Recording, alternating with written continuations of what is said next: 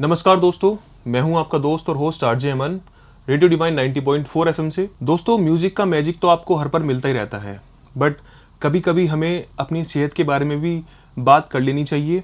इसी बिहाफ पे आज हमारे स्टूडियो में मौजूद हैं बहुत ही खास मेहमान जो सीएचओ हैं, डॉक्टर श्वेता शर्मा मैम, जो कि पोस्टेड हैं हैदराबाद में। मैम, आपका बहुत बहुत स्वागत है। धन्यवाद आपका। मैम, आज जिस बारे में हम बातचीत करने वाले हैं वो है अनीमिया। हमारे भारत देश में अनीमिया में लाखों लोग इससे बहुत प्रभावित हो रहे हैं। सो हमने सोचा है कि आज क्यों ना इस टॉपिक पे बात की जाए, जो लोगों के मिथक हैं उनको दूर किया जाए। सो हमारा आपसे पहला प्रश्न यही रहेगा कि एनीमिया आखिर होता क्या है और इसके लक्षण क्या क्या हैं? जी अमन जी, पहले तो बहुत बहुत धन्यवाद आपका कि आपने मुझे ये सौभाग्य प्राप्त किया कि मैं डिवाइन में आके आपके लिए संदेश दे पा रही हूँ। देखिए, एनीमिया को हम सामान्य भाषा में बोलेंगे तो उसे बोलते हैं कि खून की कमी हो गई, है ना। इसी को इंग्लिश में एनीमिया बोल दिया, हिंदी में रक्ताल्पता बोल दिया, सामान्य भाषा में खून की कमी हो गई। हमारे शरीर में 4 मुख्य तत्व पाए जाते हैं ब्लड में, जो होते हैं आरबीसी, डब्ल्यूबीसी, प्लेटलेट और प्लाज्मा, जो आपने सामान्य सुना होगा। जिसमें आरबीसी जो है वो blood vessel, red blood vessels जो सेल्स हैं हमारी, उनका काम क्या होता है कि वो, उसके अंदर एक तत्व है हीमोग्लोबिन। हीमोग्लोबिन हमारी बॉडी में ऑक्सीजन लेता है लंग्स से, और फिर उस ऑक्सीजन को पूरी बॉडी में आपके छोटे से छोटे सेल और छोटे से छोटे टिश्यू, प्रत्येक ऑर्गन के, उसको प्रोवाइड कराता है, जिससे कि हर ऑर्गन को, हर सेल को ऑक्सीजन मिल सके और वो सारा अपना सुचारू रूप से कार्य कर सके जी। तो जब हमारे शरीर में ये प्रोसेस होता रहता है तो और सारे ऑर्गन्स प्रॉपरली काम करते हैं। अगर किसी कारण से, मेडिकल कंडीशन की वजह से, या तो आरबीसी कम हो गई या फिर एचबी कम हो गया, मतलब हीमोग्लोबिन हो गया, तो जब ये नॉर्मल से कम वैल्यू हो जाते हैं तो इसी को सामान्य भाषा में हम अनीमिया या फिर खून की कमी कहा जाता है। मैम, अगर मैं इसकी बात करूं कि शुरुआती लक्षण क्या क्या होते हैं अनीमिया के? देखिए, मैंने आपको भी बताया कि जो आरबीसी है उसके अंदर जो हीमोग्लोबिन है वो हमारी बॉडी में ऑक्सीजन सप्लाई कर रहा है। तो ये हीमोग्लोबिन सिर्फ ऑक्सीजन ही सप्लाई नहीं करता है, ये लंग्स से ऑक्सीजन लेगा, जो शुद्ध वायु है उसको प्रत्येक अंग तक पहुंचाएगा, कोशिका तक पहुंचाएगा। साथ ही ये जो हम कार्बन डाइऑक्साइड निकालते हैं उसको भी कैरी करके फिर दोबारा लंग्स में पहुंचाता है, और फिर हम एक्सेल करने के द्वारा, श्वास को बाहर छोड़ने के द्वारा उसको हम बाहर निकालते हैं। जो हीमोग्लोबिन में आपका आयरन है, एक प्रोटीन है, वो जब ऑक्सीजन के साथ मिलता है तो एक लाल रंग प्रदान करता है। नहीं तो हमारी बॉडी का कोई भी रंग हो सकता था, लाल ही होता है ना। तो इसका कारण ये है। इसीलिए जब आपने देखा होगा कि नॉर्मली कहा जाता है कि खून की कमी होगी, तो लोग जब थोड़ा सीवियर कंडीशन आती है तब कहते हैं अरे इसको तो खून की कमी होगी, तो पीला पड़ गया या सफ़ेद पड़ गया। क्या होता है, वहाँ पे रंग में कमी आ जाती है। जब आप बॉडी में ऑक्सीजन प्रॉपरली प्रोवाइड नहीं हो रही है, लाल रक्त कोशिकाएं अपना रंग नहीं दिखा पा रही हैं, तो वो सफ़ेदी आ जाती है या फिर पीलापन। अन्य भाषा पीलिया के लिए भी पीलापन यूज़ करते हैं लोग, और एनीमिया के लिए बोलते हैं कि सफ़ेद हो गया, पीला पड़ गया। इसके बिल्कुल शुरुआती लक्षण अगर आप देखेंगे तो सबसे पहले क्या होगा, हर वक्त थकान मिलेगी। थकान क्यों मिलेगी? क्योंकि प्रॉपर ऑक्सीजन सप्लाई बॉडी को नहीं हो पा रही। चक्कर आना, घबराहट रहना, थोड़ा सा भी आप चलेंगे सांस फूल जाएगी, क्योंकि ऑक्सीजन, वही चीज़ मैं फिर से रिपीट करूँगी, ऑक्सीजन से वो नहीं प्रॉपर ले पा रहा है और ना ही वो बॉडी को प्रोवाइड कर पा रहा है आरबीसी के थ्रू। इसके अलावा घबराहट होना, धड़कन धक धक धक धक, पैल्पिटेशन जिसको सामान्य बोलते हैं। महिलाएं कहती हैं मैं बैठी हूँ, अचानक से मुझे लग रहा है मुझे घबराहट हो रही है, दिल फटा सा जा रहा है, ये सामान्य भाषा होती है।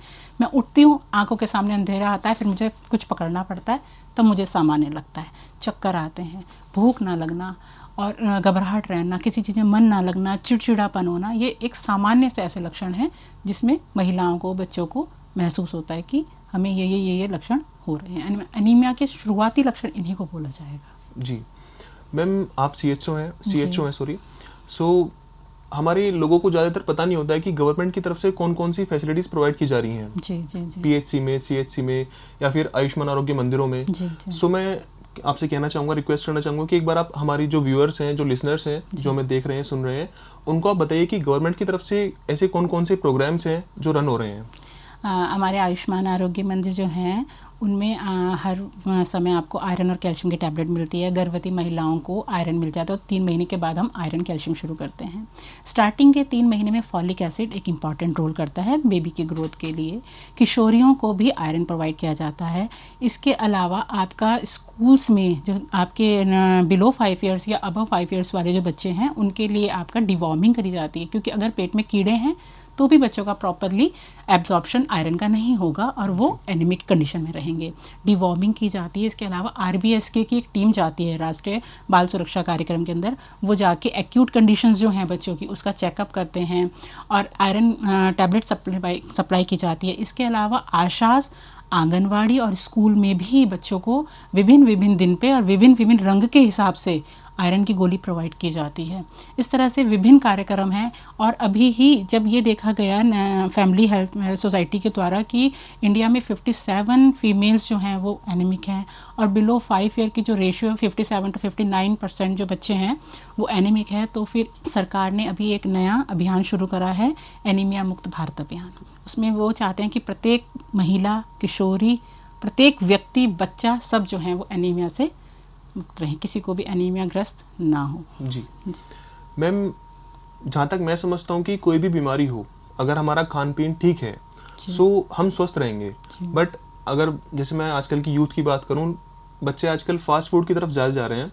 सो आप पेरेंट्स को एक क्या संदेश देना चाहेंगे जो माता पिता हैं कि घर के जो डाइट है हमारी, जो हम डेली बेसिस पे लेते हैं, उनमें ऐसा क्या चेंजेस करें, क्या हेल्दी न्यूट्रिशंस लें जिससे कि हमें ये एनीमिया ना हो? जी, बहुत अच्छा क्वेश्चन है ये आपका। एक्चुअली में क्या है कि बच्चे ही नहीं, अब बड़े लोग भी जंक फूड की तरफ अट्रैक्ट हो रहे हैं। थोड़ा उसमें टेस्ट इतने अच्छे हैं, सॉसेज इतने टेस्टी रहते हैं कि हर कोई चाहता है कि थोड़ा हम जो डेली खाना खा रहे हैं उससे हट के इसको खाया जाए। और इसमें इतना ज़्यादा सॉल्ट और पाम ऑयल्स होता है कि वो हमको बार बार अपनी तरफ अट्रैक्ट करता है, उसकी एडिक्शन करता है धीरे धीरे। लेकिन आप सब जानते हैं कि पाम ऑयल की वजह से और मैदा होने की वजह से और उसमें विभिन्न प्रकार के सॉसेज होने की वजह से उसमें न्यूट्रिशन ज़ीरो है। तो देखिए, बच्चों भी जिद्दी हो जाते हैं, हम समझते हैं इस चीज़ को। तो उसका आपको अल्टरनेट निकालना है। बीइंग अ पेरेंट आप क्या कर सकते हैं कि एक तो आप उनकी ऐसा फूड प्रोवाइड करें जिसमें आयरन हो। जैसे सपोज आपका बच्चा पालक नहीं खाता तो आप उसका अल्टरनेट यूज़ कर सकते हैं। आप आपने आटे में गूंद दीजिए पालक को, आप पालक पनीर बना दीजिए, पालक का सूप बना दीजिए। इसी तरह से आप जैसे बच्चे हैं उनको आप सब साथ में बैठें, उनको कहें चलो बेटा आज हम थोड़ा चना और गुड़ खाते हैं आज खाने के बाद। इस तरह से यूज़ किया था। मदर जो है वो किचन में कढ़ाई में लोहे की कढ़ाई शुरू कर सकती हैं। जब आप उसमें खाना बनाते हैं तो कहीं ना कहीं उसमें जो आयरन होता है उसका एब्जॉर्प्शन फूड लेता ही लेता है। सेकंड थिंग, अपने बच्चे को आप विटामिन सी दें। Vitamin C is the best absorption करता है आयरन का। बच्चे को अगर चाय कॉफ़ी की लत है या बड़ों को भी लत है खाने के साथ तो उसको मना करें। चाय और कॉफ़ी में टैनिन तत्व होता है जो कि आयरन का एब्जॉर्प्शन इंटेस्टाइन में नहीं कराता है। जी। अगर आप बहुत अच्छा पौष्टिक थाली लेके बैठे हैं और साथ में आपने चाय कॉफ़ी ले ली तो आप समझिए आपने ज़ीरो न्यूट्रिशन लिया है। बच्चों को आप गुड हैबिट सिखाएं जिससे कि वॉर्म इन्फेस्टिगेशन ना हो, मतलब उनको पेट में कीड़े ना हो। आप उनको बताएं कि आफ्टर टॉयलेट यूज़ करने के बाद आप हैंड वॉश करें, बिफोर आप मील लेने के आप हैंड वॉश करें, प्रॉपर हाइजीन रखें। बच्चों को सिखाएं कि पोषण क्या है और कितना ज़रूरी है। बच्चे की मील जो हो वो प्रॉपर मील हो। इस तरह से हम बच्चों को और पेरेंट्स को और फैमिली को सभी को थोड़ा बहुत चेंज कर सकते हैं। बच्चों की आप फ्रूट्स खाने की आदत डालें। फ्रूट्स में आप चुकंदर दे सकते हैं, बच्चों को सैलेड्स दे सकते हैं। इस तरह की चीज़ें चेंज करने से बच्चों को डेफिनेटली फ़र्क पड़ता है। उनकी टेस्ट भी बने रहते हैं और पोषण भी बना रहता है। जी मैम, हमारे कुछ लिसनर्स के क्वेश्चंस हैं। हाँ बिल्कुल। एक पहला क्वेश्चन ये है कि प्रेगनेंसी के दौरान क्या अगर किसी माता को अनीमिया है सो क्या उसका प्रभाव बच्चे पर भी पड़ेगा? जी अमन जी, बिल्कुल पड़ेगा। देखिए, माता के शरीर में अगर हीमोग्लोबिन कम है, अभी पहले वो सिंगल हार्टेड थी, अब बेबी आया तो डबल हार्टेड हो गई। आयुर्वेद में द्रौ हृदय कहा जाता है। जब माता गर्भवती होती है तो बताया जाता है कि माँ 2 हृदय हो गई, मतलब कि 2 दिल धड़क रहे हैं। और ये सब कुछ पता ही है आपको। तो जब एक ही हार्ट को प्रॉपरली ब्लड और ऑक्सीजन सप्लाई नहीं हो पा रही है, सेकंड को भी रखना है।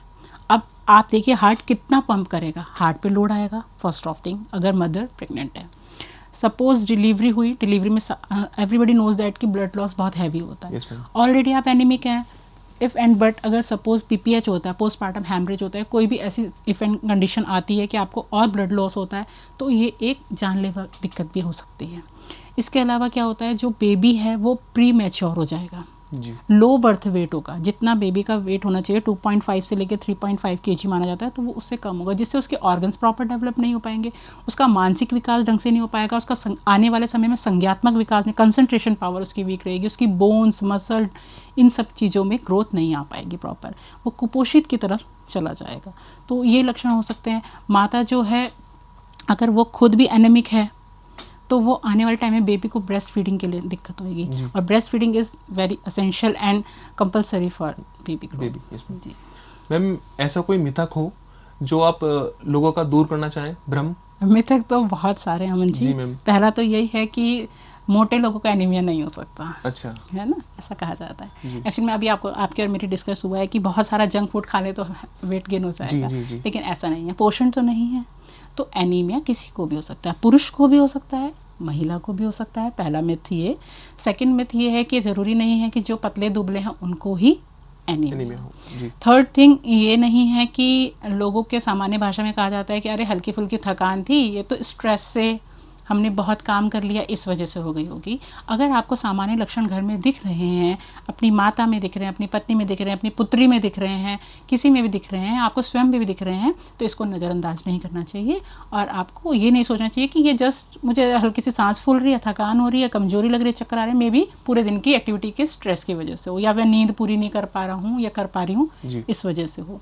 तो और एक मिथ कहा जाता है कि कुछ नहीं है, घर के खान पान से ये सब ठीक हो जाएगा। अकॉर्डिंग टू जिस स्टेज में हुआ है, सपोज वो माइल्ड है, एक महिला में 13 ग्राम होना चाहिए, अगर वो 10 और 11 ग्राम के आसपास आ जाता है तो हम इसको माइल्ड कहेंगे। तो आप यहाँ पे अपनी डाइट से ठीक कर सकते हैं।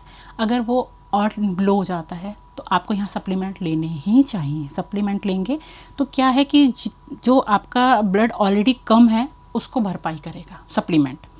थर्ड होता है सीवियर। सीवियर में है कि बिलो 7 चला गया, आपको लक्षण भी बहुत सारे दिखेंगे उसमें, बिल्कुल पेल पड़ गया, पैरों में सूजन आ गई, आंखों के नीचे पफीनेस है, बेचैनी है, खड़े ही नहीं हो पा रहे हैं। तो उस कंडीशन में तो इवन देन आपको आयरन के इंजेक्शन या फिर ब्लड ट्रांसफ्यूजन भी कराना पड़ता है सॉरी।